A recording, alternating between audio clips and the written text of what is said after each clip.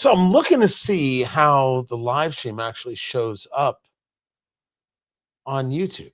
How does that actually look and work? I've never actually checked before. I'm doing it. I know it's there.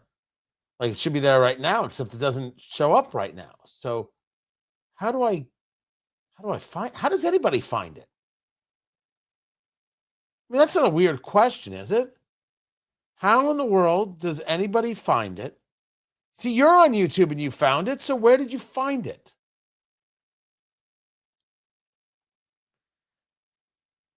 Yes, but here I am doing it. Why? There it is. There it is. So my question is, how do I now? There it is. I'm learning, people. I'm learning.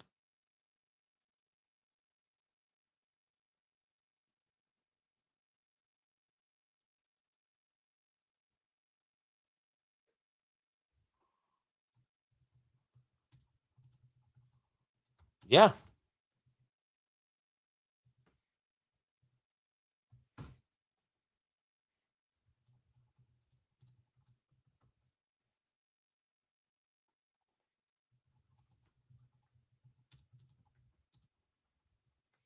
So there's a shutdown going on, and as we all know, it's the end of civilization. No, wait, it's day 3 or day 4 or day 906. I don't know. Everything's fine. Yeah, some people aren't getting paid. I hear you. I get it. I'm not saying no. What I'm telling you is it's just not any cause at all in any way, shape, or form for panic. It never has been. There's no panic that can come from it. There's no anything else we should be doing except saying, okay, all right, this is the way it is. There's a shutdown, and we're all going to survive it. All of us, all at once. It's just that easy. Tony Katz today. Good to be with you. I wish there was more of a kind of, oh my gosh, here's how important it is. I'm telling you, it's not. This is one shutdown that's going to then lead to us having this conversation on November 21st. November 21st. This all comes back. All of this, just a little bit of history repeating. Now, you're right in the chat room. The shutdown may not be much for us, but for Chuck Schumer, this could end his career. That is true. That is very, very true. It is bad news for Chuck Schumer because he misread all about it. I know that if I go and look at News Nation right there, for example, they will show me this headline. My gosh, what a headline. Trump administration could lay off thousands during shutdown. Oh, wait, that's a good thing. Oh, I'm down with that. What are you talking about? Laying off thousands, and they'll stay laid off, right? That'll be the story. They'll lose their jobs. We'll never have to bring them back. Or if we have to bring some people back, we get to bring back our people. This has been, of course, the conversation. That here you have this happening, and Democrats refuse to realize that they're the ones who are going to be out of the jobs. You know, it's that line from Rahm Emanuel that got quoted many times during the Obama years. Never let a crisis go to waste. You remember that line. People were outraged by that line. How disgusting, how despicable, how craven. But everyone always forgets what came next. Rahm Emanuel said, never let a crisis go to waste because it allows you to do things you otherwise could not do. The point that I make there is that Rahm Emanuel was not interested in beating around the bushes. He was not playing around the edges. He said to you, everything is an opportunity to screw the other guy, and I'm going to screw that dude with his pants on. I'm going to screw that dude so bad you're going to think my name is Ron Jeremy. It's going to get rough. up in here. That's what Rahm Emanuel said. Oh, I'm sorry if it's crude, but it's factual. This was made clear by Harry Reid, the late senator from Nevada, who deserves none of your respect. And the fact that an airport was named after him is despicable. They should immediately remove his name from the airport. This was a craven, despicable political guy. Nasty, ugly. And I state to you that this is the guy who said of Mitt Romney when he was running for president, you know that Mitt Romney, he didn't even pay his taxes. And people said, I'm sorry, what? What are you talking about? Senator Reid, can you explain? You're saying that Mitt Romney didn't pay his taxes. What are you referring to? And Harry Reid said, don't ask me. Ask Mitt Romney. And years later, Harry Reid, older and frail, said, yeah, that probably wasn't the nicest thing to do, but we won, didn't we? Some lessons are very, very hard to forget. The level of hatred, the level of vitriol, the level of disgust, the uninterested that they are in being people who actually support America or the American way of life. No, destroy, destroy, destroy. Never let a crisis go to waste because it allows you to do things you otherwise could not do. And we won, didn't we? Is saying when there is no crisis, create one. You think I'm going to cry because some people are going to lose their jobs? I don't care. And I don't care because, see, this is the part they'll always cut out. Maybe we don't need all those jobs to begin with and no one is guaranteed a job. When I lose my job on radio, the total amount of people in government who are going to cry is zero. There's a progressive that's going to cry, oh my gosh, this radio host lost his job. Man, I heard that Tony Katz lost his job. Oh, gosh, that is rough. I really feel for him and his family. You think that the Harry Reid, Rahm Emanuel set is going to cry for my family, show concern about how my kids get through college? Anytime, ever, anywhere, do not ask me to do the same, especially when we're talking about government. The reason I state that I do not care is that if we reduce the size of government, we are better off. And maybe it's crude and wrong and rude to say, I don't care. But these guys wanted to use any crisis they could to destroy your life and take power for themselves. And they were willing to lie in the well of the Senate in order to win elections. I don't think that you should get hurt. I don't think that your family should go hungry. I hope those things don't happen. But worry about your government job and somehow believe that it is sacrosanct and above reproach, that you can't cancel these jobs, you can't cut these jobs, you can't cut from here, you can't reduce from there. Somehow that's all above the fray. They will not cry for me.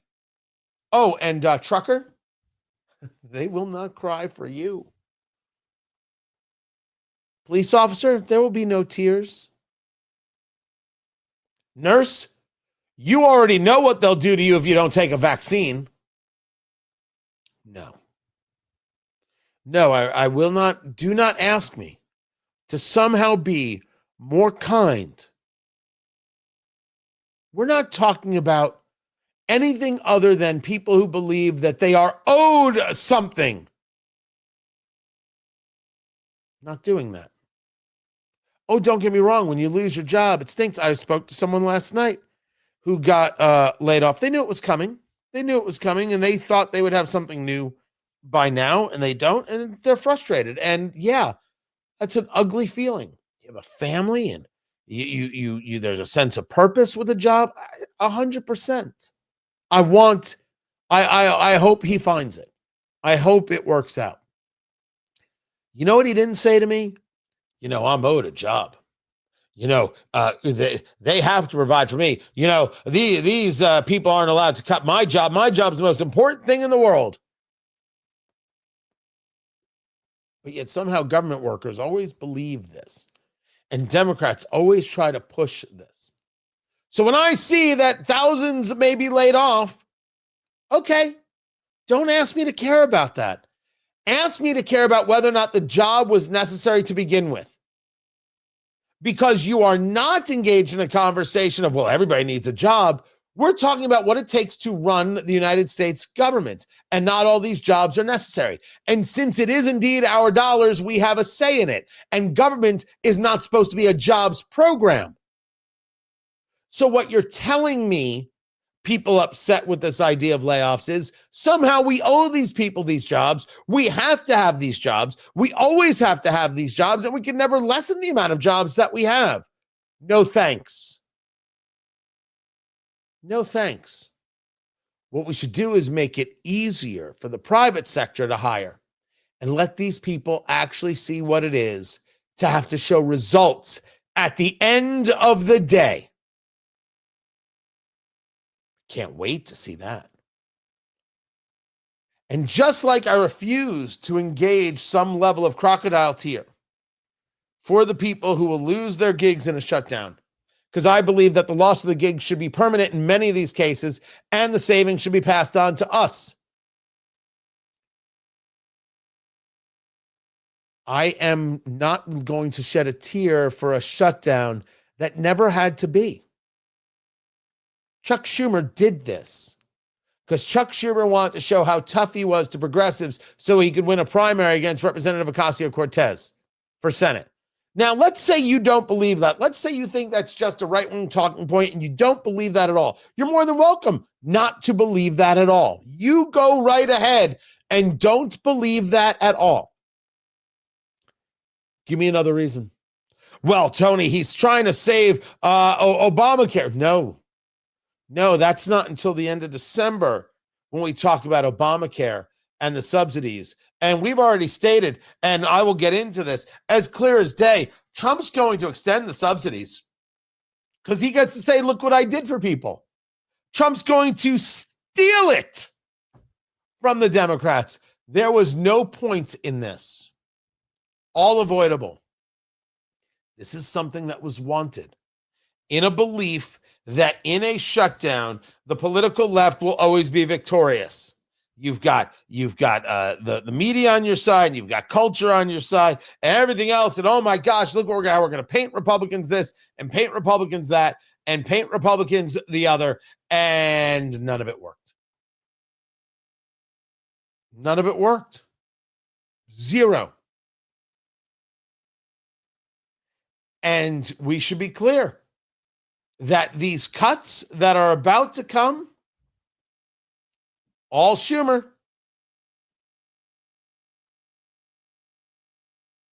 The lights to shut the government down, it shifts the authority to the executive branch. That's how the process works. The person who has decided to put the White House in that situation is Chuck Schumer, who leads the Democrats, the 44 who keep voting to keep the government from opening up. They're voting to shut it down. So what happens in that situation? Whoever is the president, whoever is sitting in the White House, and their staffs at the Office of Management and Budget are given an unenviable task.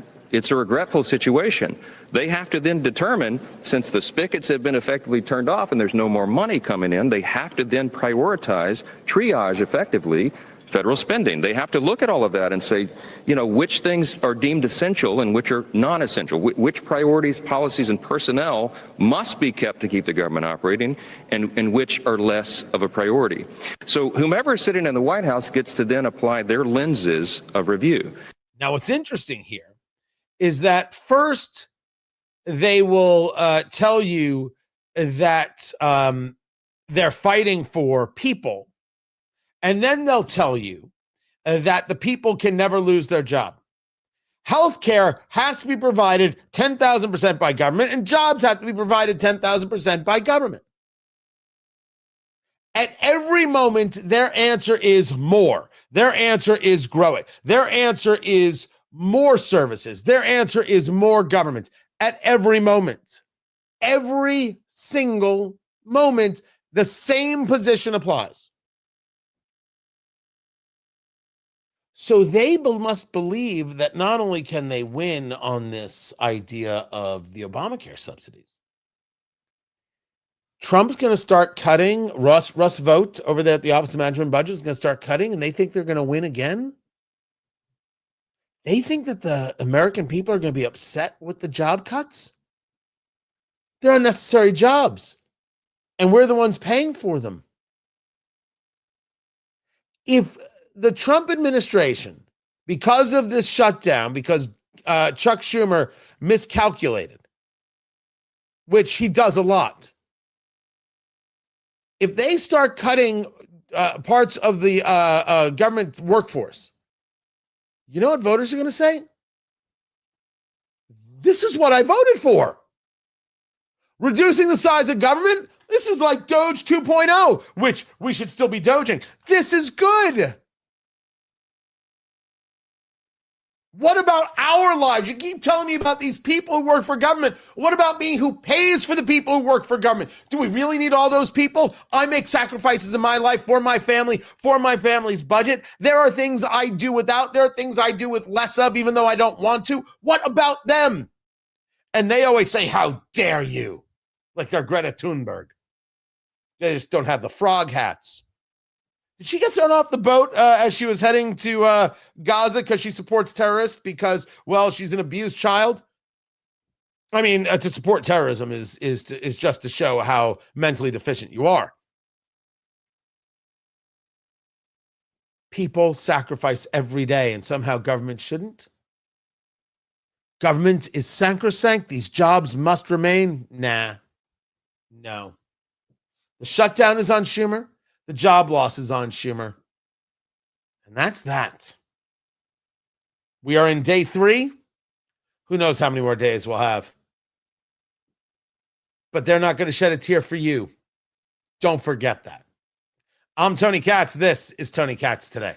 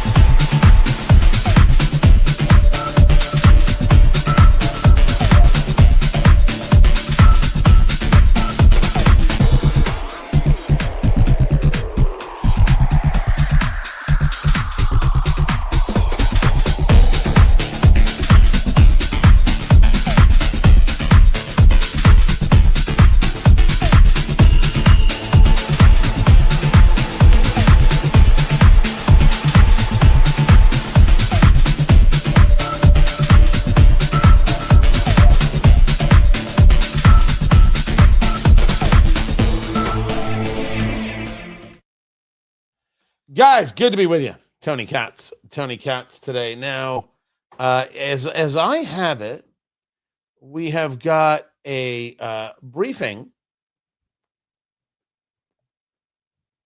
that comes up at 1:00. That will be Corinne Jean-Pierre. That is Corinne Jean-Pierre. I did it again. I do that all the time. Oh, I owe Caroline Levitt an apology. Oh, dear Lord. Oh, that's brutal, Katz. What are you doing? What are you doing? There's a lot of ash on this cigar right here. This is Arturo Fuente right here. This is a Hemingway.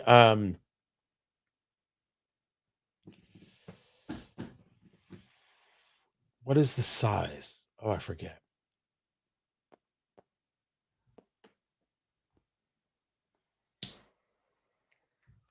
Oh, it's gonna kill me. I can't remember. Let me see if I can get it. Yeah, it's killing me what the name of it is.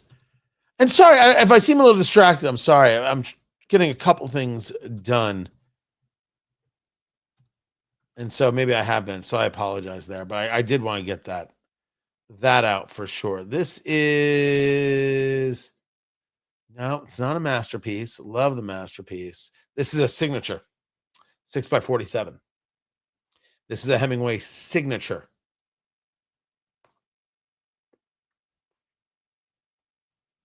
Yeah, this is the one with the Cameroon wrapper.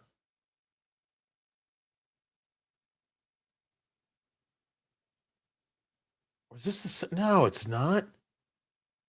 Is this a sun-grown wrapper?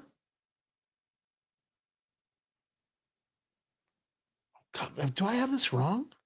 Now that's going to drive me crazy. No, it's a Cameroon wrapper. I should not doubt myself when it comes to cigars, ladies and gentlemen. Anyway, it's good to be with you. Good to be here. A lot to get to. Smoke them if you got them. I should have pulled out a bourbon for today. It seems like a day for it. I don't know.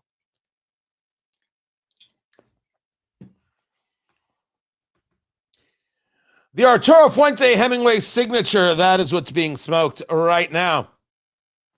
Smoke along with me if you want to join the live stream on YouTube, youtube.com, Tony Katz. Subscribe there. And, of course, on the Twitter X at Tony Katz. Live stream, WIBC.com if you want to listen to it online. And, of course, your local radio station, which is fantastic, and they are loved. And if I could, I would hold them close. Oh, so very, very close. Tony Katz today. Good to be with you. Do I want to talk about the armed drug smugglers, or do I want to talk about the Iowa fraud? Producer Landon, armed drug smugglers or Iowa fraud? Let's talk about the drug smugglers right there. It is a really interesting question that is being asked, where you have Republicans and Democrats who want answers for how it is we're dealing with these drug smuggling boats from Venezuela. Because the president said something different. When you talk about hitting one of these drug smuggling boats, and you had Senator Rand Paul up in arms about this, I do not believe that we didn't have the data, the intel to know that they were trying to bring fentanyl in from Venezuela, right? I believe that to be true. And then we hit another one. It's like, okay, we've done this twice. Well, now we've done this again. But what the president has stated is that we are in a non-international armed conflict. He put this out there that this is the story.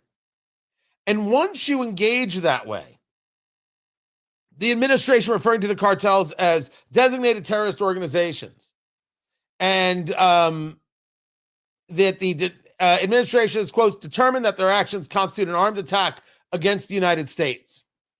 Congress absolutely can ask the question, did we just declare war on Venezuela? Because we're the ones who have the power to declare war, and we haven't done that. The president is changing what it is that we're dealing with. That you would agree that Venezuela is a narco-terrorist organization is fine by me. I accept this. But if you're going to talk about a sustained military action, that they would ask, okay, we've gotten this briefing from you. Now we've got other questions, because it seems to me like you're saying that we're engaged in a war.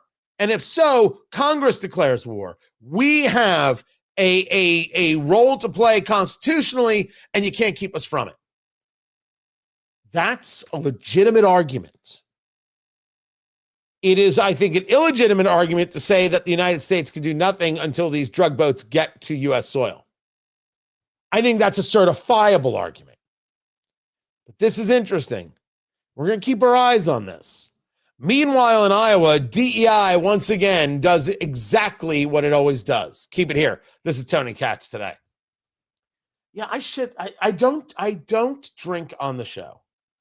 So really quick, you guys know that I do a show called Eat, Drink, Smoke, right? Cigar and bourbon program heard all across the country. There, so that's the Eat, Drink, Smoke. Well, there. That's the Eat, Drink, Smoke logo. We review cigars, we review bourbon, we talk about food, we talk about life. Myself and Fingers Malloy. Love the show. Started this a great number of years ago, and it's going just terrific. It's actually been growing. It's superior. Love it. What weirds people out is that we're trying bourbons all the time. This week, tequila, and trying all sorts of things. I am not a drinker. Never have been. As I have stated more than once, I've been drunk a grand total of once in my life. One time. That was during a snowstorm, and it was wine. And I'm not proud of it, and I don't think I want to answer any more questions about it. Let's just say it happened, and I felt very, very pretty. Leaving it there. Leaving it right there. I leave over drinks all the time. I was at an event in Savannah, Georgia, and it was like a trio of different kinds of pork belly, don't tell my rabbi, and a flight of bourbons. So it's 3 bourbons. The pork belly was sensational, don't tell my rabbi. But I tried each of the bourbons because I love the art of it, the expression, what the wood can do, what was going on with this mash bill, what was going on in the season, what do we think was happening in the rick house, the heat or the humidity or anything else? How did you get these flavors? And I tried each one. I'm like, this was great. And then I was like, all right, let's go somewhere else. And I was with a group of people, and there was a guy sitting across from me. And he goes, I'm sorry, what are you doing? I said, done. Going to go to the next place. We're going to go do something. I don't remember what it was. And he's like, those are full bourbons. And I said, you can have them. He thought it was Christmas. The moral of the story is that I want to understand it, and then I'm done. So the idea of drinking during the show, I would have a sip, maybe 2, and I'd be like, okay, I'm good. I don't know, but I'm always satisfied by that. There have been times where I'm like, yep, I'm finishing this. It's really that good. Really is that good. But I would drink it over a period of hours. The idea of finishing a drink in like 30 minutes blows my mind. Blows my mind. I know. And people look at me like I have 9 heads, but it's always been that way. Also, I'd much rather have the cigar. 50 bajillion%. I'd much rather have the cigar. Always, always, always, always. Also, if you haven't gotten the show sheet, make sure that you subscribe, TonyKatz.com. If right now everybody watching would just subscribe, you could do it for free. You could be a supporter. I'd appreciate it. You could do it for free. You'll get the show sheet every day. We've got more stuff coming out every day. This move to Substack has been incredibly successful. So we've got more coming. So if you'd go do that right now, go to TonyKatz.com and subscribe. I greatly appreciate it. Let us get in to what's going on in Iowa. I've got that story. And yes, we do have a White House press briefing coming up at 1 o'clock, and I will bring that to you for sure. Glad you're here. Let's go to work.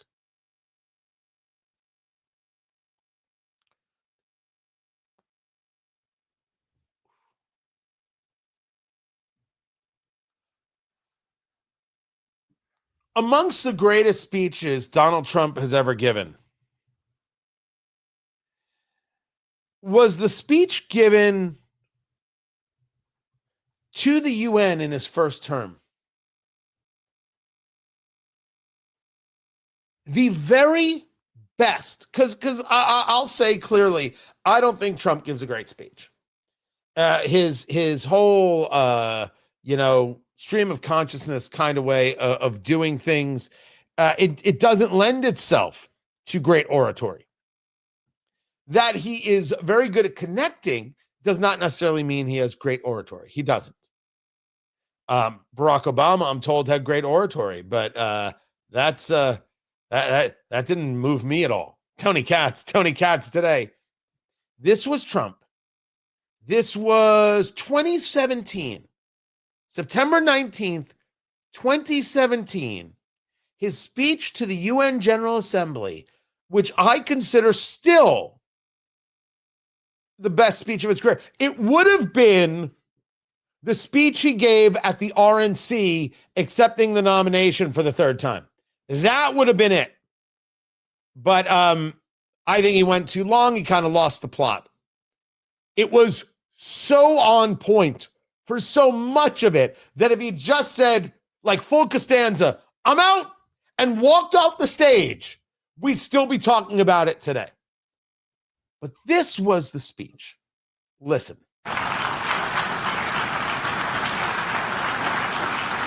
The problem in Venezuela is not that socialism has been poorly implemented, but that socialism has been faithfully implemented.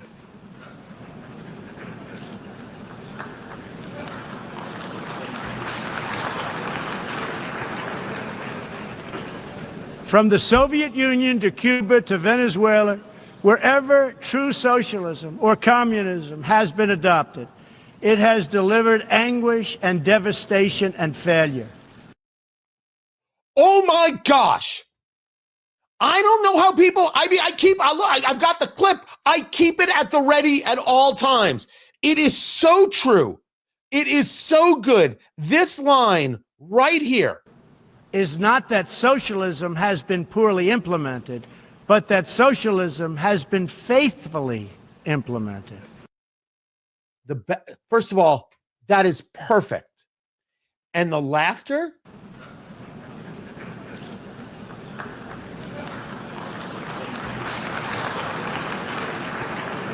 That Trump is so aware of an audience that he waited for that to develop. That nervous laughter, that begrudging applause, the UN couldn't believe he said the words. That speech, I'm telling you, that is it. That was the zenith of, holy cow, this guy is different. I mean, we already knew him to be different. We saw the debate with Hillary Clinton. We were like, oh, dang. But this was it. And by the way, no, this was 2017, Logan in the chat room. The teleprompter going rogue was this last time around, just a couple of maybe a week ago now. That's the problem. That if anytime you have socialism implemented, it's not going to work. And there is no improperly. Oh, you see, they didn't do it right. If you talk to a commie today on a college campus, they'll all tell you that the other guy did it wrong. See, Stalin and Lenin and Mao, they did it wrong. We'll do it right. You see, the problem is communism has never been implemented. You know, true communism has never been tried. The lie continues to embolden people who want to believe the lie. No one believes the con more than the mark. These are really terrible people who are broken and lost. Socialism was implemented faithfully, and that's why Venezuela, they eat pigeons. The same can be said for DEI. Anytime DEI is implemented, the result will lead to absolute disaster for everybody who has to deal with it. Did DEI bring diversity, equity, and inclusion? No, it did not. It divided people. And it never allowed for diversity of thought. Never once, never ever. And it allowed people who had no business rising up the ranks to do exactly that. That brings us to the superintendent of the Des Moines Public Schools, this guy named Ian Roberts. The story of Ian Roberts is that he came to the country illegally from Guyana. And he lost the ability to stay in the United States and was scheduled for removal in May of 2024. That was during the Biden administration. But in 2023, he got this job as the superintendent of schools for the Des Moines Public Schools in Iowa. He got this job because he lied. He got this job because the liberal board of the Des Moines Public Schools had no interest in actually checking him and actually doing any background checks, actually seeing if he had any of the honors that he had claimed that he had. What they saw was, black man, check. Des Moines, this lily white place, having a black superintendent. You see, that's how we show what real equity is. By saying so, they said, we didn't hire the best person. We hired the person who checked the box. Check.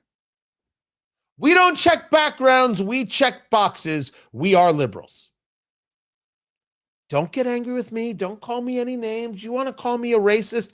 You can call me anything you like, but I'm right. They didn't hire to merit. They hired to color match. They hired a superintendent in the same way you go to Sherwin-Williams with your color swatch. I'm looking for something that looks like this. You got a color that looks like this? I need this color right here. And they said, well, we've got these colors here. And they matched it up and said, that one will do. What has now come out, first, that this guy was caught fleeing ICE, Immigration's Customs Enforcement, with a gun, a knife, and $3,000 in cash. That he had a gun charge in Pennsylvania from years ago. And he was a registered voter in Maryland. Think he ever voted in an election in Iowa? One has to assume he voted in an election in Iowa. I wait for more information to come out. But how about the part two of this story that you knew was going to happen? Guys, you didn't need me to tell you. You understand it, and I understand. I think there are some hosts who don't understand this. You don't need me to tell you what to think about anything. All I do is share ideas, maybe bring some stories, some information that you didn't have, and you then come up with your own thoughts, your own philosophy. Sometimes you agree with me, sometimes you disagree with me. That's okay, as long as we can still have a drink and a cigar together. I'm a happy guy. But you never once needed me to tell you what to think. Sometimes, if I'm lucky, I give you something to think about. That's it. And sometimes I'm able to share a story in a way where you're like, you know what? That's exactly it. That's what I was trying to come up with. That's what I was trying to say. It's like when you go to the mechanic and you say, I don't know what's going on. There's this whirring noise, and then it clicks, and then it makes fun of my mother. I don't know what's wrong with the car. And the mechanic says, oh, that's the flux capacitor. I don't know anything about cars. I don't know. That's what the mechanic can do. That's my gig. But what I'm about to share with you, you knew the minute you heard this story, and you didn't need me to tell you. They never did any background check there at the Des Moines Public Schools. Well, they weren't supposed to. Well, they didn't have to. Well, he was already had this job, so we made the assumption. He claims, does Dr. Roberts, this fraud claims that he was a graduate of Morgan State University, saying that he received a doctorate in urban educational leadership from Morgan State University in July of 2007. I'm going to say right now, for those of you playing the home game, urban educational leadership? That's a thing? Huh. Urban educational leadership. Who knew? At least it's not a gender studies degree. Claims he got this doctorate from Morgan State University in 2007. Morgan State confirming to the Des Moines Register that Roberts did not obtain a degree from the school. He was there from the fall of 2002 through the spring of 2007. He did not obtain a degree to the school. He said that he had completed programs at MIT's Sloan School of Management, MIT, stating that the school does not have records of him attending. They have no record of him attending. When the Des Moines Public Schools announced in a 2023 news release that he was hired, they stated that he had been honored by the George Washington University as its District of Columbia Principal of the Year. GW, as the school is known, told the Des Moines Register, quote, "The university has no record of awarding such recognition to DC principals and did not present this award." Every single one of you knows what happened here. Knows that this was a DEI hire by a school board of liberal women who never once checked anything because checking backgrounds did not matter. The only thing that mattered was checking boxes. And this is what happens when DEI is instituted. I mean, it's just a matter of replacing the dang words. Problem in Venezuela is not that socialism has been poorly implemented, but that socialism has been faithfully implemented. Replace Venezuela with Des Moines and replace socialism with DEI. The problem in Des Moines is not that DEI was poorly implemented, but that it has been faithfully implemented. Correct. And you knew it the minute you heard it. And by the way, we should be clear, that is a horror show for a lot of really fantastic, well-educated, ready to go Black teachers and educators who would be great superintendents.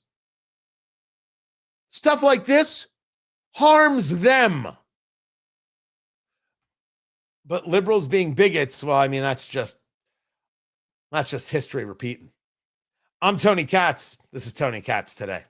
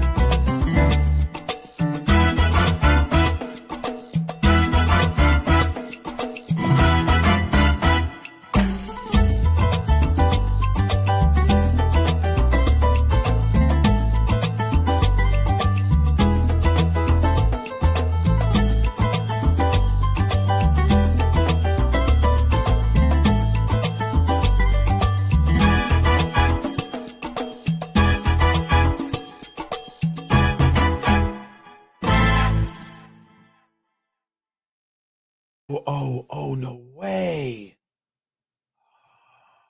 Why didn't I think of that? Why didn't... Sorry, I'm looking at something that I didn't think of. I have been considering some different options for how to recreate or create other parts of the studio, because we're in a very small spot here, and it used to be, if you remember correctly, the wall, like I have a wall right here where this is, this right here. So that's a soundproofing. There's a wall right, and that was behind me, and so the camera used to be like this, and I would sit this way. And then we reconfigured it to give ourselves some depth, because you need the depth. You need things behind you, and that's what really creates the good visual that you see today. But I'm like, I've got this room. Like, can I redesign? Can I rethink? Can I repurpose? And I've thought about dividers before. Why can't I just use a divider to do some of this? And for whatever reason, I never thought about installing one on the ceiling, like a track on the ceiling, and then bringing the curtain around like you would see in a doctor's office.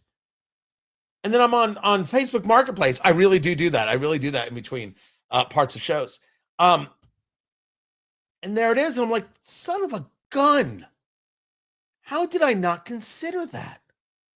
Because that would be, I could just,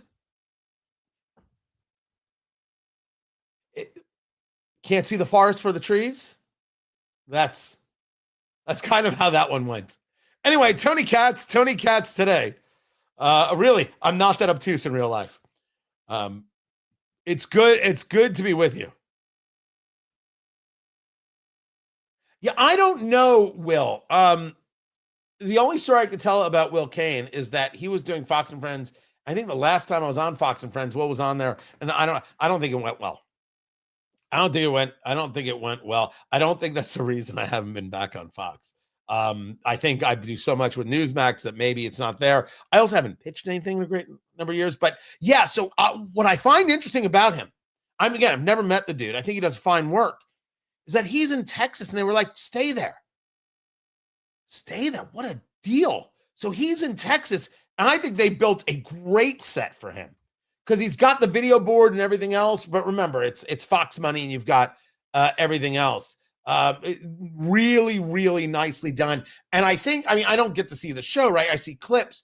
I think he maneuvers it adeptly, right? Some people aren't natural to the movement here and the movement there. I think he is. I think he's got a nice flow about him on that. Oh, and Tony, there's the Von Rees. That is the quartz chronograph. I think they're selling it too cheap. I'll talk about it. Anyway, let's get back to the show.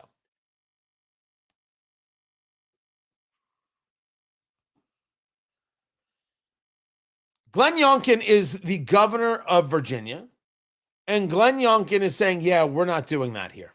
Tony Katz today. What is going on with everybody? Find everything at TonyKatz.com. The podcast, wherever it is you get your podcast, just search for Tony Katz today and download and subscribe and do all the things. So in Northern Virginia, of course, they have taken this idea of transgender insanity to its extremes. They have had boys saying they were girls, attacking girls in bathrooms, and then instead of expelling people, they just move the boy who says they're a girl to a different school. This has happened. Well, now they are going to mark LGBTQ plus History Month for October, and there's an elementary school that wants to observe National Coming Out Day on October 11th.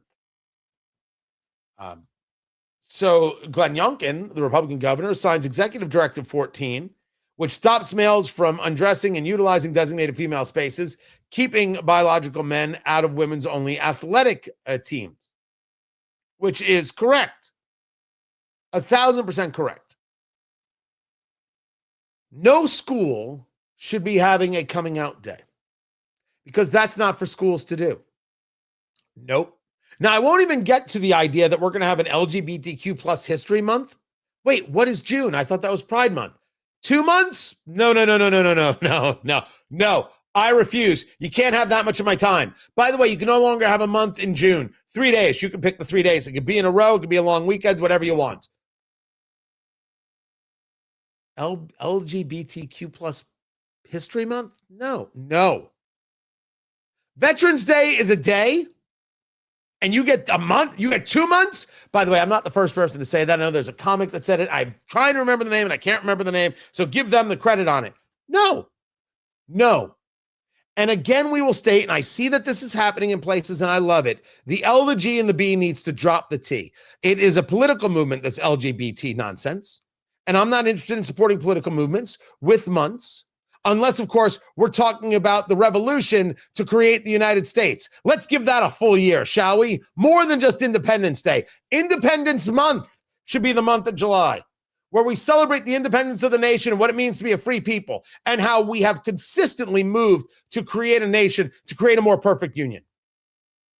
2 months for LGBTQ? No. Go be gay, go live your life. I'm not giving you a month. And schools should not be supporting coming out anything. That's not for them to do. Their job is to teach math. If they can't do that, they shouldn't be in the schools at all. This is Tony Katz today.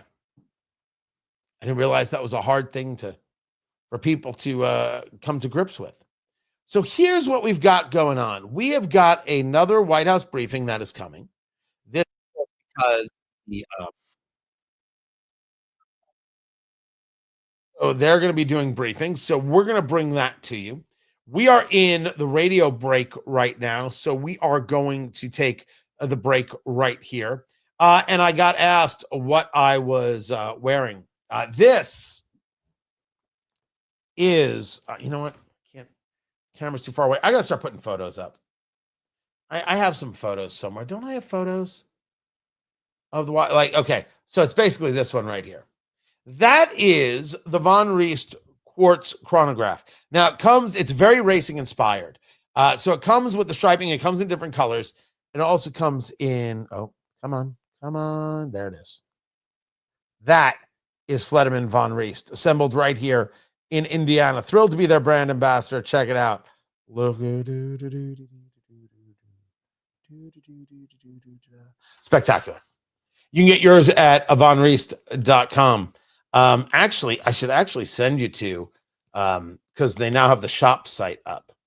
So really, you should go to shop.vonreist.com. Let me see if I can. There it is, and there it is, and boom, and now there it is. Shop.vonreist.com. And you use promo code CATS, my last name, to get your discount. Shop.vonreist.com. They're spectacular. Some people like different watches for different sizes, right? How big that case is. I've always liked it a little bit smaller. I'm a big enough guy. I don't think I need a super chunky watch to do it, but I think it's spectacular.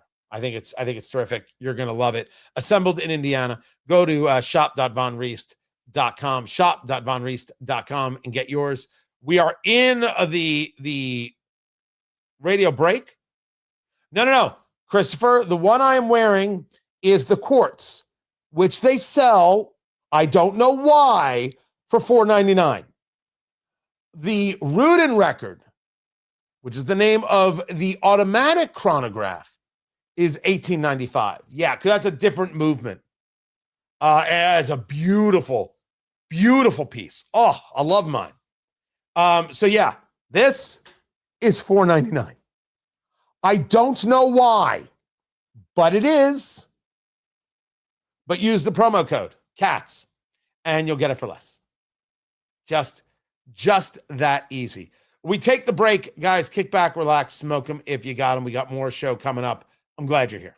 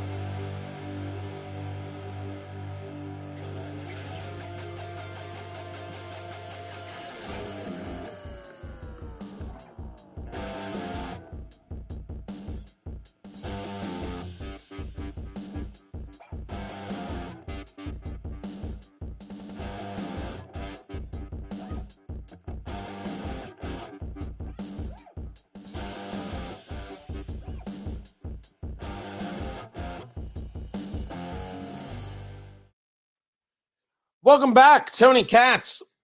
Tony Katz today. What is going on with you? Find everything I do over at tonykatz.com. If you would subscribe over there, greatly appreciate it as we're building out everything and growing it nice. Growing it nice and super fancy, may I say. It's going well. I'm very happy with how this is all coming together and all taking place. Appreciate you subscribing. So the show is called Tony Katz today, and that is heard in places across the country, weekdays and weekends, all that jazz. We're building it up. So what we've got here is the live stream we do with the radio show. So we follow the radio show schedule. When it comes back, we'll bring it back. And what we've got is the White House press briefing. That's what's coming up. And this is going to be happening during the shutdown. They're going to give, every day, they're going to take advantage of this news cycle. They're going to say, look at what the Democrats are doing. Can't be surprised that they're doing that. That's smart politics right there. So as always, smoke them if you got them, and I do have them. This is the Arturo Fuente Hemingway. This is the signature Cameroon wrapper, which I love. So glad you're here on Twitter X, Tony Katz. Make sure you follow there as well, and let's start a show.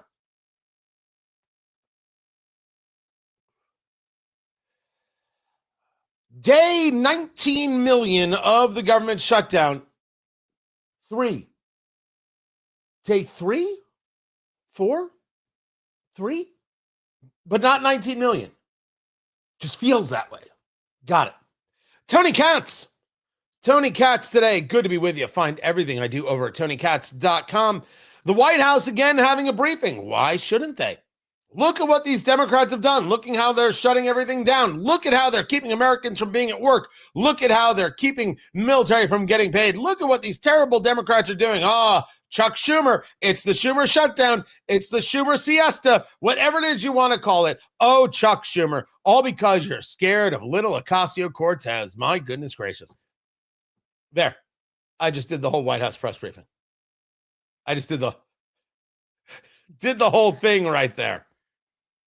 You can't blame them at all. By the way, this is day 3. It's politics 101 right here. Set the story utilizing the bully pulpit. No one should be surprised. This is standard operating procedure. And the people upset and angry at, the Republicans, this and that. It's not moving any part of the needle anywhere. I get that there are people who are government workers who are upset by it. I'm not saying that they're not.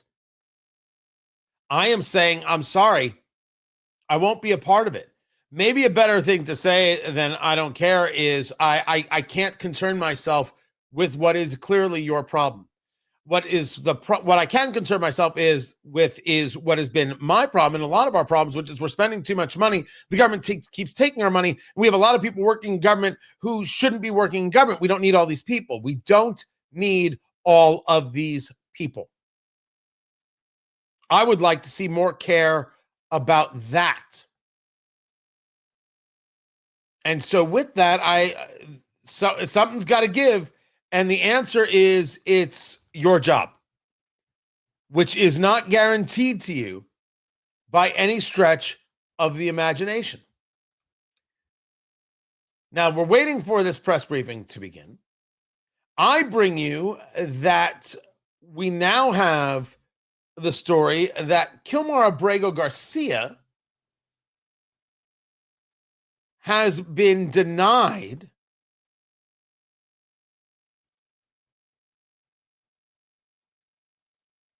asylum.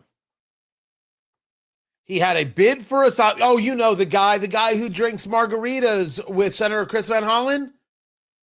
The guy who was involved in human trafficking, has connections to MS-13, is in the country illegally. His wife twice called the police because he's abusive and now cries for him. I miss him so much. That Kilmar Abrego Garcia, who they sent to El Salvador where he should have been deported to, but there's some ridiculous judge's order that says he can't be deported to El Salvador where he's from. So they're going to send him somewhere else. And now the left is up in arms. He's not a Maryland man. He's an illegal immigrant. And he has no business being in the United States of America. Immigration judge denying his asylum bid. It was a rejection of the application to reopen his 2019 asylum case. He can appeal it to the Board of Immigration Appeals. Now, I want you to notice that I was told that that Kilmar Abrego Garcia here, I was told he had no due process. No due process, but gets to appeal to the Board of Immigration Appeals. I would argue the guy has too much due process. I know what you're saying. How dare you, Tony? How dare you? Well, here's how I dare. We're not talking about a citizen here. We're not talking about a citizen. Citizens have due process. How did we come to even think that people who are not citizens have the same rights as citizens? Did I say we should treat people inhumanely? Of course not. The people making that claim are just flat out liars. Deportation is not inhumane. Well, the country going back to is just so violent. I'm sorry to hear that. I would say I don't know what that's like, but we have Chicago. So maybe a little bit aware of what it's like. I saw what happened in Minneapolis during the George Floyd riots. Oh, I understand violence. I see what happens to conservatives today when they just sit with a microphone and talk to a crowd. He should be deported. But right now we have got Caroline Levitt. Let's take it to her.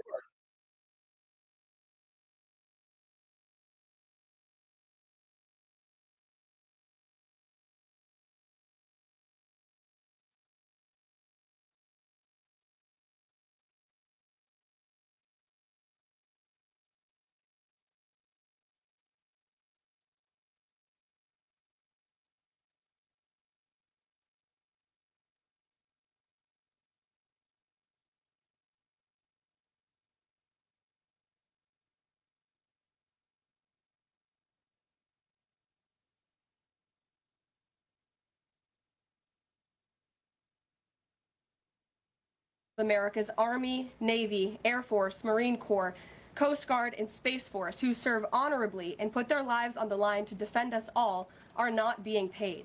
Military families are already seeking out food assistance because of financial anxiety caused by this Democrat shutdown. According to new reporting from the Military Times, staff members at the Armed Services YMCA food pantry distribution location near Fort Hood in Texas found a line of military families stretched around the side of the building yesterday at 5 in the morning.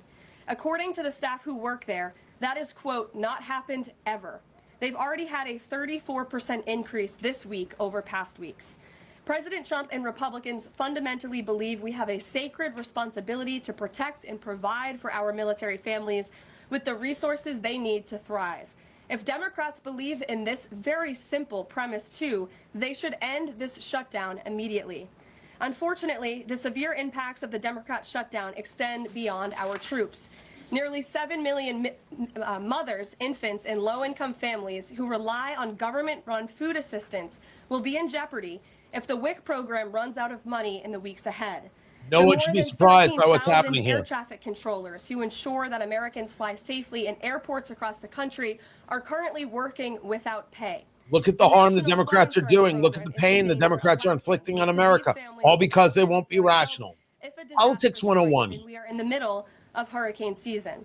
Critical services offered at Social Security field offices are reduced for senior citizens and disabled Americans.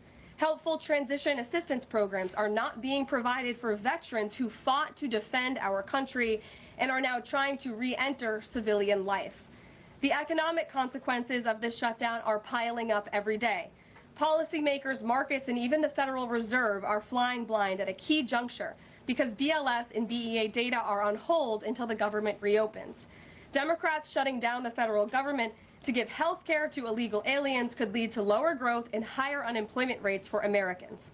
According to a new memo from the Council of Economic Advisors, the U.S. economy could lose $15 billion of growth domestic product each week.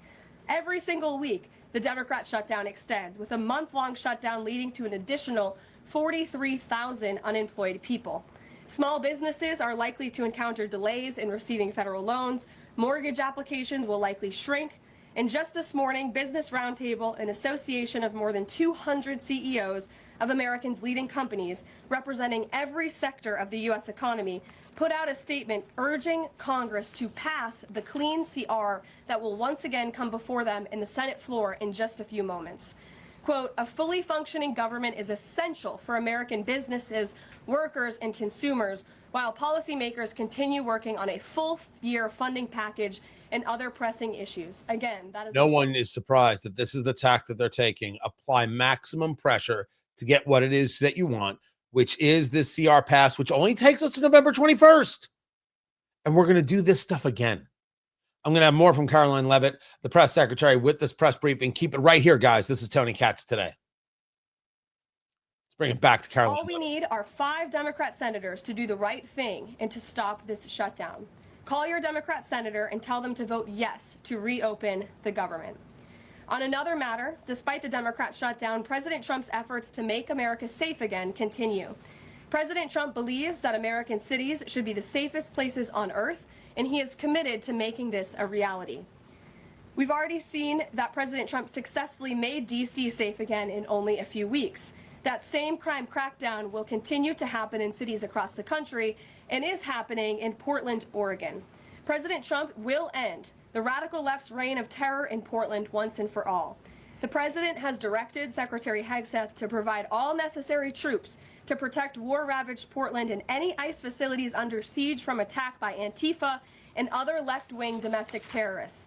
What's been allowed to happen in Portland, and we saw disturbing video footage of this last night, this is not peaceful protesting, this is left-wing anarchy that has been destroying this great American city for years, leaving police officers battered, citizens terrorized, and business properties damaged.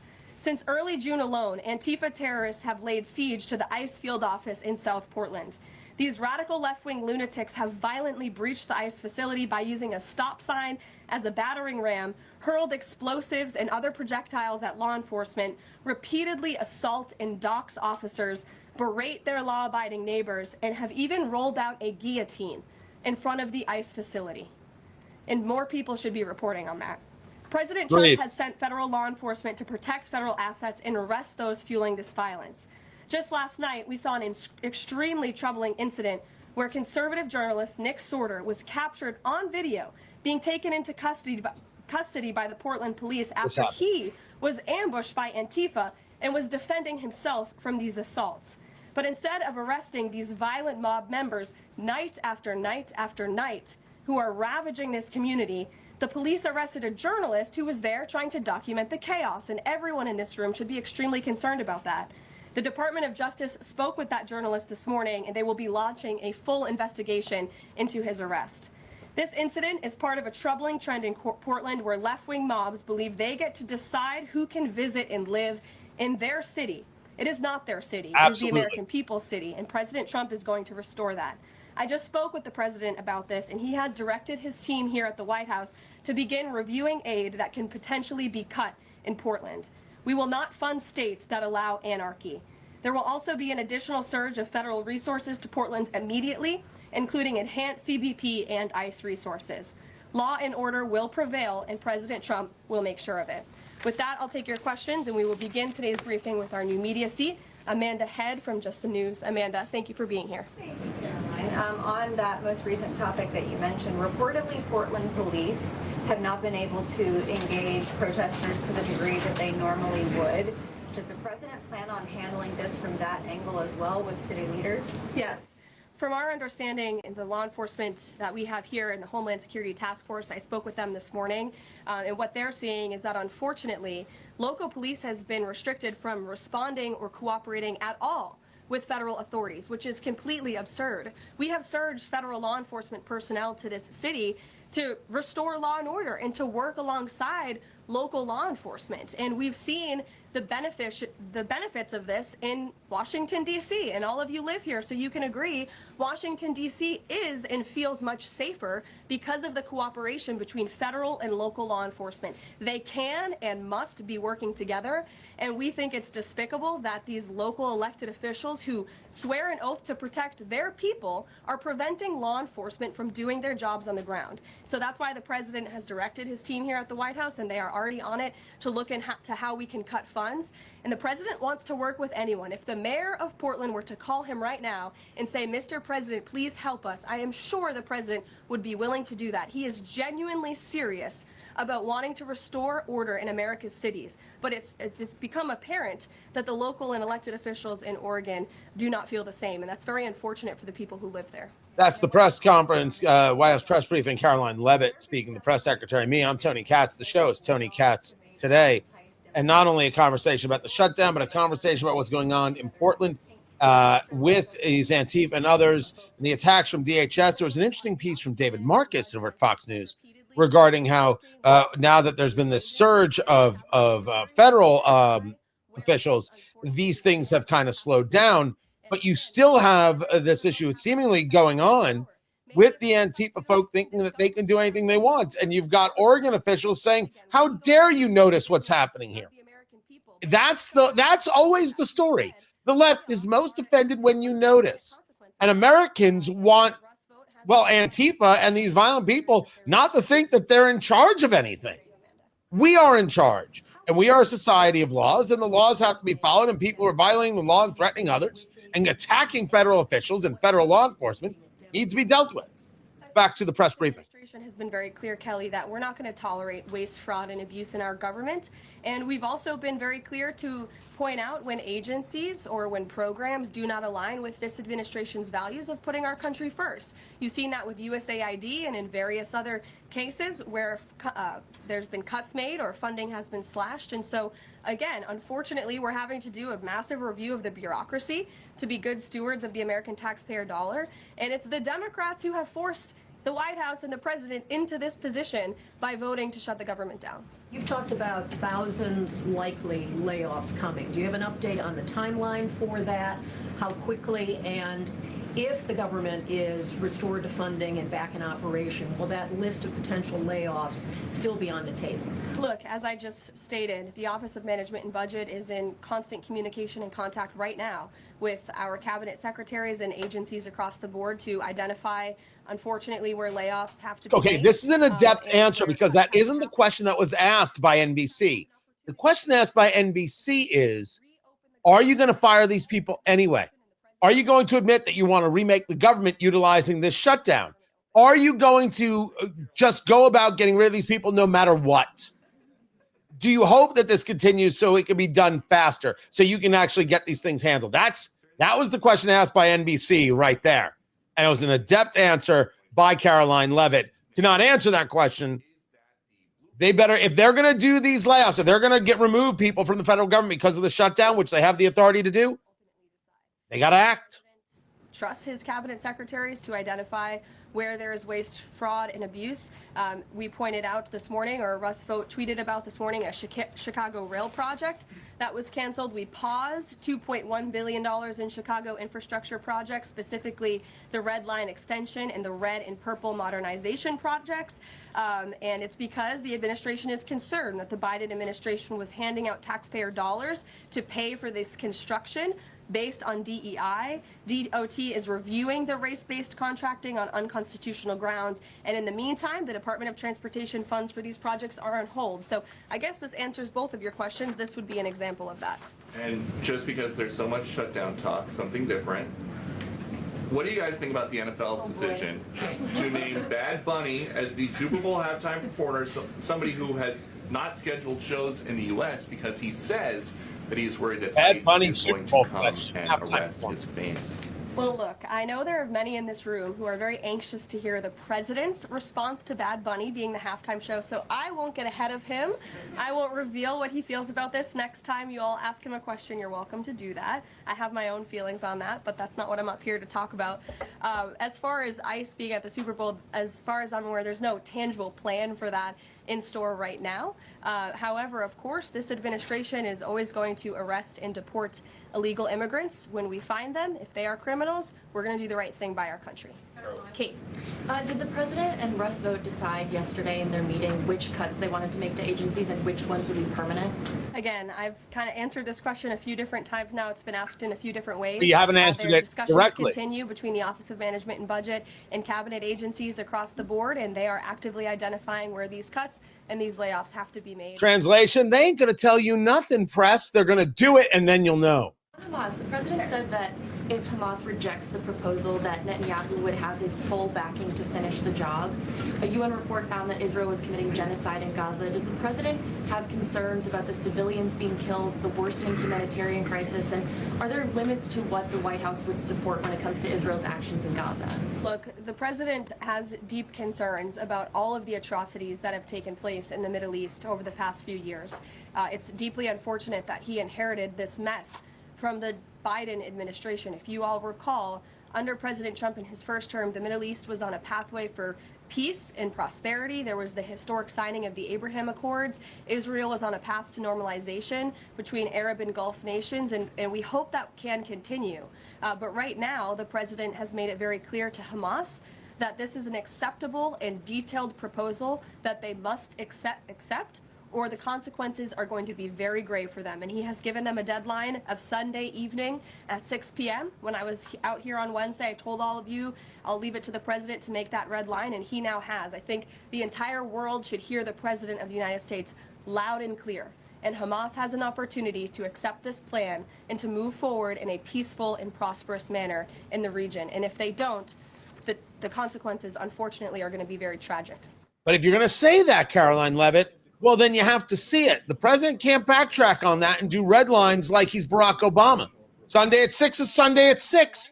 Either Hamas surrenders or it's over. That is what you're saying, and you need to be held to that. Consistent with his responsibility to protect the United States interests abroad and in furtherance of the U.S. national security and foreign policy interests. This is pursuant to his constitutional authority as commander-in-chief and the chief executive to conduct foreign relations. In each of these cases, Michael, the vessels have been assessed by the U.S. intelligence community to be affiliated with designated terrorist organizations engaged at the time in trafficking illicit drugs to our country. The president has been very clear, dating back to the campaign trail, that he is always going to do what's in the best interest of the American homeland. And he also promised the American people he was going to end the drug epidemic that has taken far too many American lives. And you're seeing those actions play out almost every single day here. One last question on the shutdown, Caroline. Hakeem Jeffries has said that President Trump is in the Presidential Witness Protection Program since the shutdown has begun. What's the White House's reaction to that? That's just more ridiculous fodder from Hakeem Jeffries. As you all know, because you're here every day, the president is literally working around the clock right now. I think he has a swearing-in ceremony, or he already did. He has several meetings on the books today. He literally works 24/7. Anyone who works in this place or covers this place, as you all do, knows that to be true. And Hakeem Jeffries and the Senate Democrats should get back to work in a few minutes and vote to reopen the government. Emily. Thanks, Caroline. You spoke earlier about the energy and infrastructure projects that Director Vogt paused. Will the White House agree to restore that funding as part of the deal to end the shutdown? Well, I won't make any agreements here. Senate Republicans are talking with their colleagues on the Democrat side, but right now, Russ Vogt is doing what he's been tasked to do in the midst of this government shutdown. It's a repeated question because, of course, they want to know who's getting cut and when. And as I stated earlier, it's very clear that Caroline Levitt is not going to answer that question. And it's very clear that the White House is not going to answer that question. They are going to make the cuts when they decide to make them, and it will happen in one fell swoop. It's going to be like the ending of The Sopranos. For a lot of people, the screen's just going to go black, and we're going to be like, what happened here? That's how this is going to go down. There will be no tease. There'll be no lead up to it. There'll be no, hey, get ready this group. Hey, get ready. That's not coming. The press has asked this question multiple ways. And yes, Caroline Leavitt hasn't answered the question. And it's possible that she doesn't know. It's possible that she's not allowed to say. But what's more possible is whether she knows or whether she's allowed to say is inconsequential. They're not going to tell anybody. They are not going to let that out, which you would agree is smart politics. And by the way, this is all politics. The fact that we may have a reduced government, which I favor, I wanted that no matter what. And if this is the system by which you can get some of that done, blame Chuck Schumer. Keep it here. We'll have more of the press conference and the update on Hamas. This is Tony Katz today. Let's bring it back to the press conference, guys. Does not address the merits of the current safety program. HHS is reviewing adverse effects to ensure the FDA's required safety program for the drug is sufficient to protect women. This safety review equally applies to generic versions of this drug. So FDA and HHS are following the law. It's, again, not an endorsement of the drug itself. Mary. Thanks, Caroline. 2 questions on the shutdown. You've argued that these impending layoffs are necessary to keep essential services up and running, but that has never been the case in any previous shutdown. Even when the government was shut down for 35 days in Trump's first term, you've never had to lay off thousands of workers to keep essential services up and running. So why are layoffs now necessary in this shutdown? Because we have an administration and we have a president who are wholeheartedly focused on restoring fiscal sanity to our government and doing the right thing by the American taxpayer. We are $37 trillion in debt, and the federal government is currently shut down. There is no more money coming into the federal government's coffers. And as you've also seen since the beginning, in January, this administration is focusing on waste, fraud, and abuse. And so Democrats have given this administration an unenviable choice to have to take a look at the balance sheet and identify where these cuts and layoffs can be made. And you just said this is an unenviable choice, that this is an unfortunate consequence. But the president has described this as an unprecedented opportunity to lay off additional workers. He's posted a video likening Rust Vote to the Grim Reaper. So which is this? Is this an opportunity to fire more workers or an unfortunate consequence? Look, the president likes to have a little fun every now and then, and I think both things can be true at the same time. They've been using that line, a little bit of fun. I don't think that line works for them. And we don't like laying people off. Nobody takes joy in that around here. And if you think that, then I think that's very sad. You view the White House and our staff as wanting to put people out of work. Nobody wants to do that, but sometimes in government you have to make tough decisions. I agree, but don't say he likes to have a little bit of fun and then say nobody's having any fun. Just don't use the wordplay. Protesters over at the ICE facility. Is the White House considering invoking the Insurrection Act over in Portland? Is that something they are considering also? As far as the Portland City Council is concerned, are they looking at the members there who are appear to be helping out the protesters as far as suggesting to get burner phones, et cetera, et cetera? That's not something I've heard that's under consideration or discussion at this time. Caroline. Caroline, is everybody yelling in the back? Go ahead. Me. Sure. Thank you. Bianca Gracia here, and I have a question. This week, the Democrats have chosen illegals over hard-working Hispanic Americans during Hispanic Heritage Month, causing the White House to cancel the celebration with the president. Is the president open to letting the Hispanics who overwhelmingly voted for him have their own siesta in the White House lawn opposed to the fancy, you know, we don't need fancy schmancy, right? You can give us the backyard and we'll fill it all in and have in our own fiesta. Is the president open to that? I had no idea she was going to ask that question. I just want to preface that. I've never met you. I just want to say that, but welcome to the briefing room. I love your energy.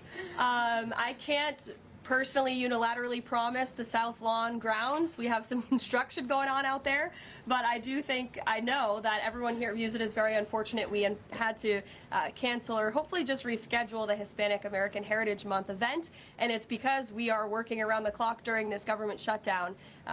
When the Democrats vote to reopen the government, that event will be back in the planning stages. You're welcome. Brian, go ahead. Very much. Welcome to the briefing, by the way. I was with the Secretary of War and the Attorney General in Memphis just the other day as we were going to a command center, and I noticed a billboard along the highway that said, "Memphis welcomes the National Guard. Now, what is your message today to Democrat mayors watching us right now that suffer from TDS and they cannot get Trump out of the way to saving their city, Portland being one of them? They should do the right thing by their citizens, Brian. They should call the president, they should call the White House and say, we want to work with you. And in Memphis, we are seeing some cooperation. As you saw from that billboard, the people of Memphis are loving this, and they are very grateful for the federal government's efforts. And federal law enforcement is there. We're working alongside local law enforcement. We'd like to see it ramped up a little bit because we want to make progress, and we want to arrest as many bad criminals as we can. Since Monday, I do have some updated statistics from the Homeland Security Council this morning. Since Monday, 153 arrests have been made in Memphis, including 5 gang members. 48 illegal guns have been seized, and 5 missing children have already been recovered.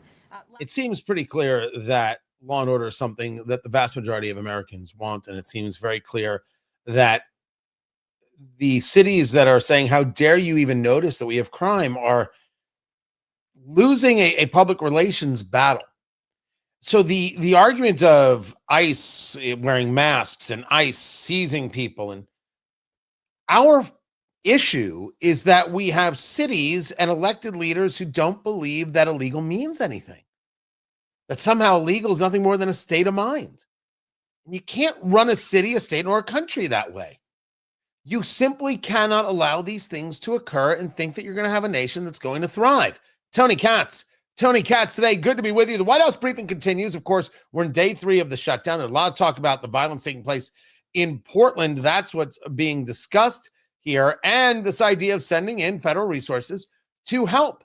The states being different than DC and how you can send things in. But I do believe that red states should be much more willing to bring people in to try and reduce levels of crime and to be of assistance.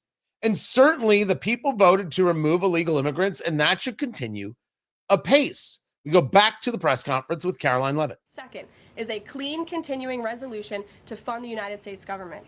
What did the Democrats want in their continuing resolution? They inserted a provision to undo a provision in the Working Families Tax Cut, the One Big Beautiful Bill, that ended taxpayer-funded health care illegal benefits for illegal aliens. Democrats' proposal would require Medicaid to pay more for emergency care provided to illegal aliens than Medicaid does for American patients who are disabled, elderly, or children.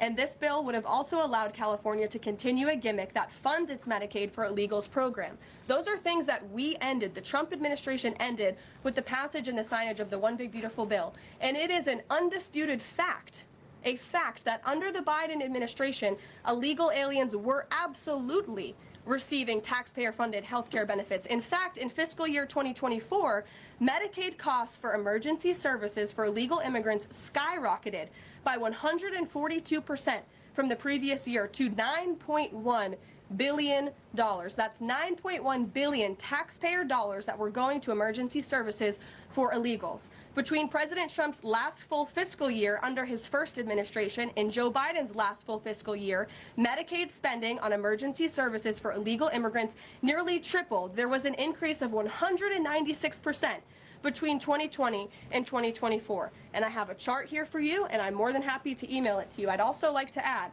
because some were asking dishonest questions yesterday about emergency rooms. In Southern California, according to healthcare professionals in 2023, under the Biden administration, Southern California's, quote, entire healthcare system was being bombarded with illegal immigrants and forcing American patients to endure longer wait times. In Denver, Colorado, the CEO of Denver Health stated that 8,000 illegal immigrants made 20,000 visits to the city's health system in 2023. Leaving an uncompensated bill totaling over $10 million.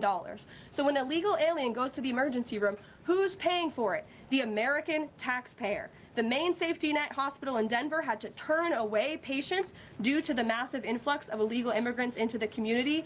And UC Health Hospitals in 2024 reported their system was under stress from an increasing number of migrants. As a result, according to the head of emergency departments and urgent cares across the hospital system, quote, access is impeded for everyone.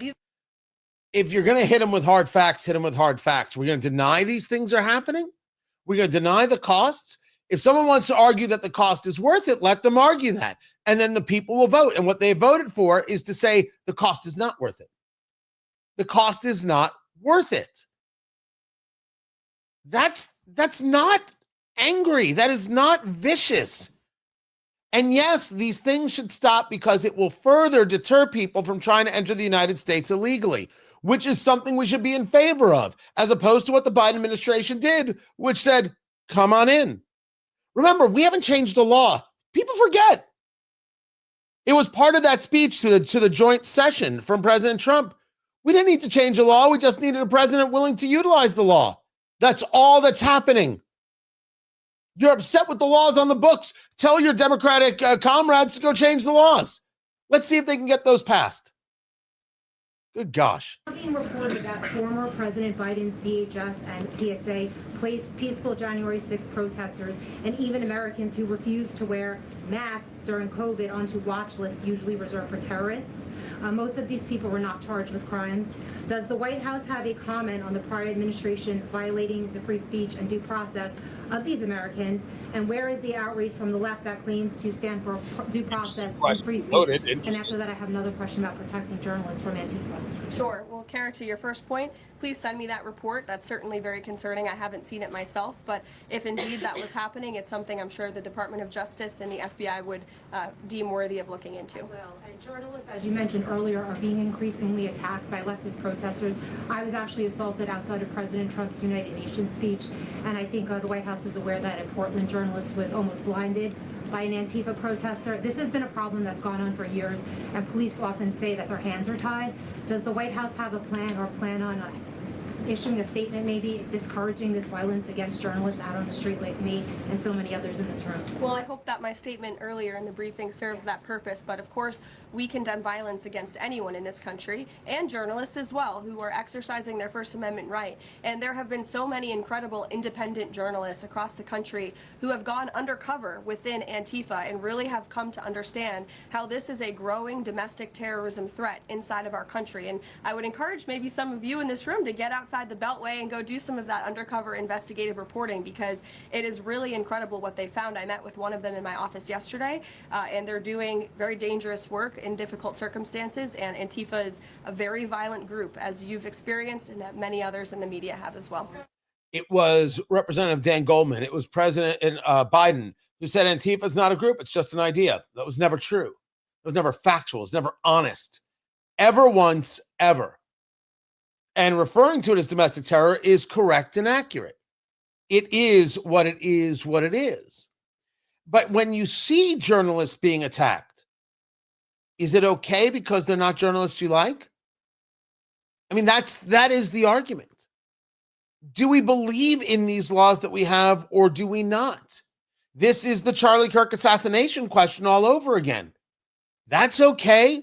Well, he said things that were mean. What does that matter? He hated this group and that group. I don't believe that to be true, but let's say he did. What does that matter? He should be shot in the neck for the world to see in front of his wife and kids. That is okay. Well, it's understandable. No, it's not. In no rational society with no rational people is that understandable. It is everything we are not. Journalists being attacked is everything we are not. So one needs to ask, why is it that there are journalists who are so incredibly silent? Why aren't they outraged? Why aren't they speaking so with such great voice? Jim Acosta doesn't get his White House press credentials, and it's the end of civilization as we know it. Journalists get assaulted, and but Trump bad. That is a worthy conversation and really does show the ideological rift. Look what these people will find acceptable and look at what it is that they ignore. We should not ignore it. Like we should not ignore the fact that Hamas has turned down the peace deal.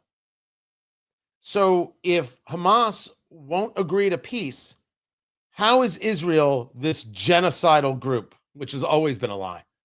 I'm going to break that down. Keep it here. This is Tony Katz today. All right, we're going to do a couple more minutes of the presser because it's still going on.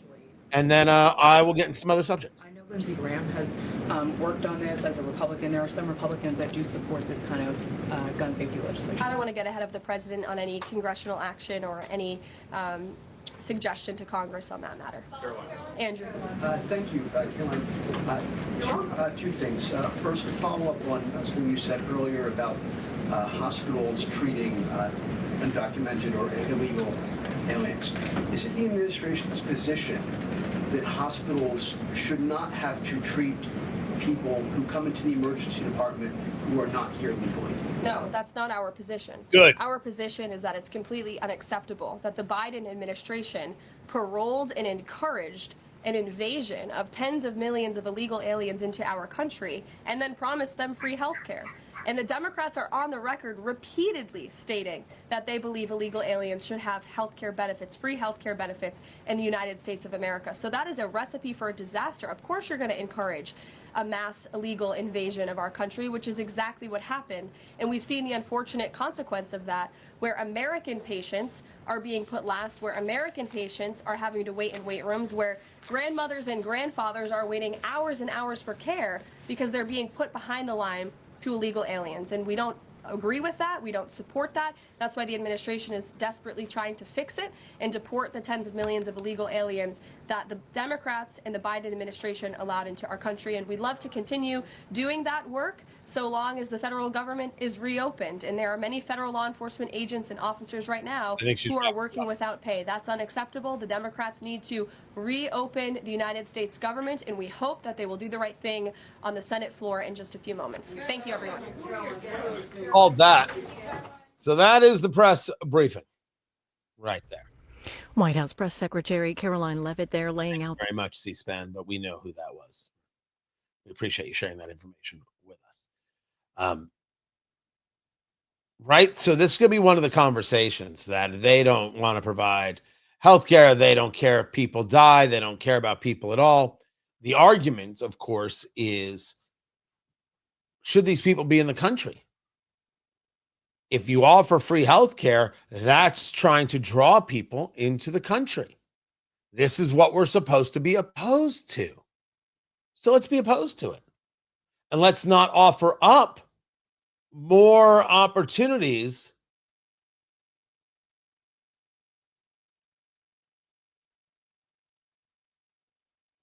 if they want to offer up more opportunities for illegal immigrants to come into the country, we should be opposed to this.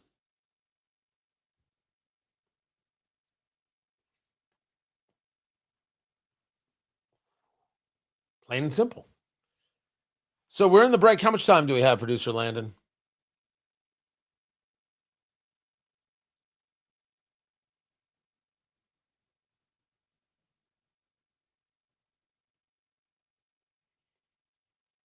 Minute 45. Hold on. I'm just going to yell at a communist. Excuse me, everybody.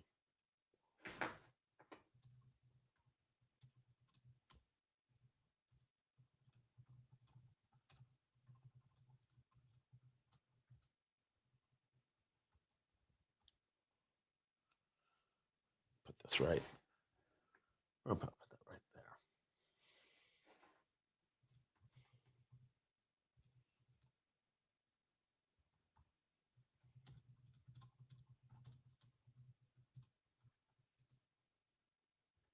Thank you.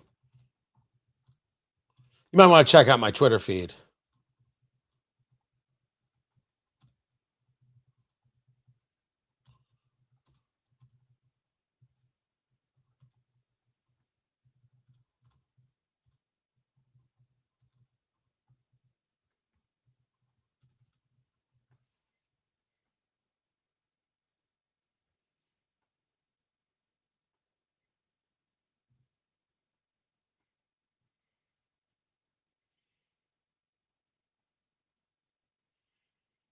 If you want to talk to me about journalists killed covering the war with Gaza or with Hamas, you can. You absolutely can. But if you're not in favor of Hamas surrendering, if you don't admit that Hamas started this, if you don't admit that every ounce of blood is on their hands, you're not serious. People die. It stinks. I don't want any part of this. I don't want to have to go to services as I did yesterday and be part of the security team. But you need a security team. People are praying, and you have to wonder whether or not you're being hunted.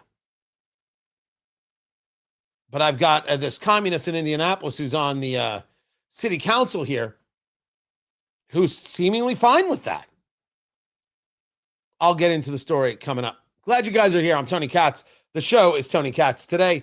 Let's keep going.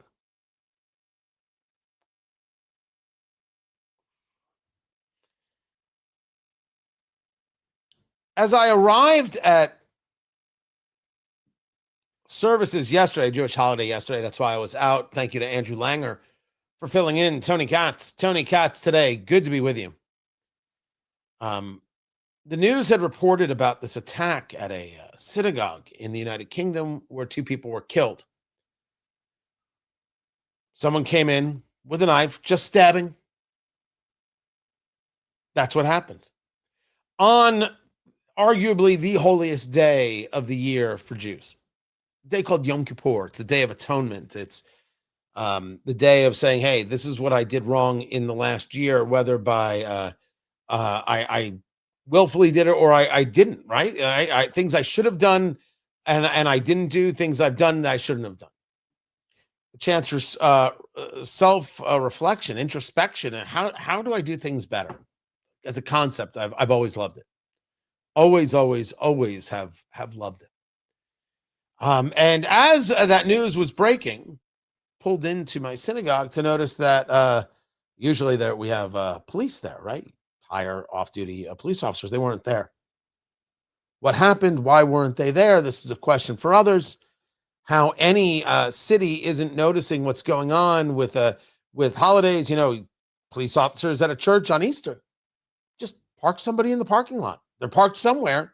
How a city could not do that is beyond me. Politically, I think it's just a move of radical patheticness. And so, of course, being people who are going to ensure their own protection, there were people walking around, checking the outside, checking the inside, covering hallways, doing the things. Churches have been doing this for a long, long time with their security teams. And they've always been right. And you have heard me argue that any faith leader who says you shouldn't bring a gun to this place of worship is someone who should be fired. You should find a different place of worship. All places of worship are soft targets. And you should protect yourself and the ones you love. Buy guns, buy ammo, get trained, bring them to your place of worship. Do not listen to people who say no. They're wrong. Yes, I think it's an abomination that you would have to do that in order to pray peacefully. It's a greater abomination to let people be stabbed to death. This guy drives his truck into a Mormon church. The people there check to see if he's okay, and he starts shooting them. He set the church on fire. It is a horrifying story. It's happening far too often. And it's happening because people don't know how to handle themselves, don't know how to control their emotions, or they are encouraged to do so. Well, these people are so bad, something has to be done about them. Of course, this is what happens when you have these college students who are all adults and these professors who radicalize these students, when you have elected officials and others who refuse to recognize that Hamas is a terrorist organization, murdered 1,200 Israelis, and the Israelis are going to fight back. I've got people yelling at me on social media, look at all the journalists that have been killed. I think it's awful. I will ask a question about which journalists and what they were actually doing. I will ask a question about what levels of support they were giving as the UN was. Oh my gosh, look at these UN people. UNRWA was actually in the planning of October 7th. I'm going to ask that question. But in the end, all the killing, all the war is Hamas, which refuses to surrender and give back the hostages and doesn't care about the Palestinian people. Well, now we have this new thing. You have this peace plan that was put forth by President Trump and agreed to by the Prime Minister of Israel, Benjamin Netanyahu. And by the way, if you like Benjamin Netanyahu or you don't, that part doesn't matter. He has a lot to answer for. But this peace deal, a return of the hostages, IDF pulls out, Hamas surrenders and gives up their arms. Hamas has rejected the deal. They've rejected the deal. That's the reporting. The guy who planned the terrorist attacks says this doesn't work. Hamas doesn't get to achieve any of its goals. Hamas's goals is the destruction of Israel and then the destruction of Western civilization. They're on record. We don't have to question this. But now for all those people, all those useful idiots, all those really gross fools, all those people who are confused, all those people who think that through bad reporting that Israel's the aggressor here, Hamas won't accept a peace deal. How in the world is Israel guilty of a genocide? Which is a gross thing to say in and of itself. It's a total lie. Hamas won't accept the deal. Hamas is being given free passage, safe passage out of Gaza to wherever they want to go. They won't accept the deal. And they won't accept the deal because accepting the deal isn't what they're about. Killing Jews is what they're about. Then destroying Western civilization, a worldwide caliphate, is what they're about. This is obvious and clear, and their own statements make it true. So they have proven by rejecting this that any conversation about Israeli genocide is a lie and a fraud. I don't know how the leftists are going to deal with this, this fact that's hitting them in the face. This is Tony Katz today. Oh yeah, and they'll come back on my live stream, and they'll keep going at it and going at it. They just can't. They keep changing the subject. Hamas has to surrender. Hamas puts Palestinian lives in danger. Hamas did this. Hamas is still doing this. The facts are the facts are the facts. It hasn't changed. But man, Hamas rejecting this deal, they've lost whatever. I mean, they should, for America's left, be like, okay, they really don't want to stop. They really don't want this to be over. They're doing this. They're instigating this. They did instigate it. They're still going. They won't stop. They don't want peace. This isn't the fault of the Israelis. That's the only response or the only conclusion one could come to. Nope. Not the American left. I don't know how they're now going to keep spinning this and twisting this, but they're going to try. They are going to try. Guys, I appreciate you being here. I appreciate you being a part of the show. Don't forget to head on over to TonyKatz.com and subscribe and get all the information delivered directly to you. Be a part of what we're building over there. I'd appreciate it like you wouldn't believe. Just head over to TonyKatz.com right now and subscribe. I'm back on Monday, and I'm looking forward to it. I'm on Newsmax. I'm with Ed Henry tonight at 6:15, 6:10, 6:15. Wait, is it that late? Is that it? Yeah, 6:15. So that'll be happening. And then I'm back on Newsmax Saturday. Busy weekend. But tonight, 6:15, be sure to tune in to Ed Henry on Newsmax. I appreciate you guys. I will catch you on Monday. Thanks for being here. Take care.